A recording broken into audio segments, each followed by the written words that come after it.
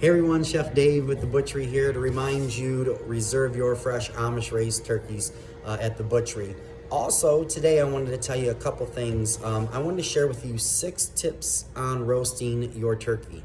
Number 1, don't stuff your turkey. Stuffing a turkey, all you're gonna do is dry out your turkey. By the time that stuffing is ready to go, the turkey will be dried out. So I know it tastes good cooked inside the cavity of the bird, but it really doesn't come out as well as you want it because you're drying out the turkey, waiting for that stuffing to cook.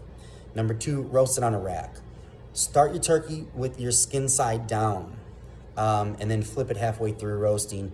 This way, the juices will flow down into the breast of the bird during cooking, and then in the second part of cooking, that skin side will kind of brown up and crisp up like you want it to do. The third thing is do not roast it flat on a pan. Roast it on a rack so you have some separation there so you can get some full circulation of cooking the heat all the way around your bird. Our fourth is don't baste the bird. Don't waste your time going in there and basting that bird, opening up the oven, changing the temperature. All basting is doing is that liquid is just running right down the side of the meat and it's not getting inside there. So I don't know why that age-old thing is happening, but you know, it's a waste of your time. It also just stalls some of the cooking time, right? Because every time you open up that oven, we're getting colder. So, and number 5, don't rely on that pop-up timer. You can leave it in there, sure, but most pop-up timers are off by about 10 to 15 degrees in all honesty. So always make sure you're checking the temperature of your bird in between, like in there, in that thigh, underneath the wing and the thigh, if you will.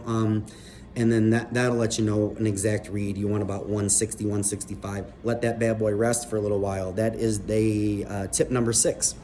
Let the bird rest. Let that turkey rest for about 30 to 45 minutes after you roast it. Yes, pull it out of the oven. Let it roast. You don't even have to tin it with a foil. You should have a nice golden brown turkey. Let it kind of rest right there. Let it cool off naturally and then get to your carving. Again, don't baste, don't stuff. Roast it on a rack, and we also want to make sure that we rotate it during cooking, right? And we want to make sure we let it rest before we carve it. Again, this is Chef Dave with The Butchery, and that was just some quick tips on the best roasted turkey, I think. Enjoy.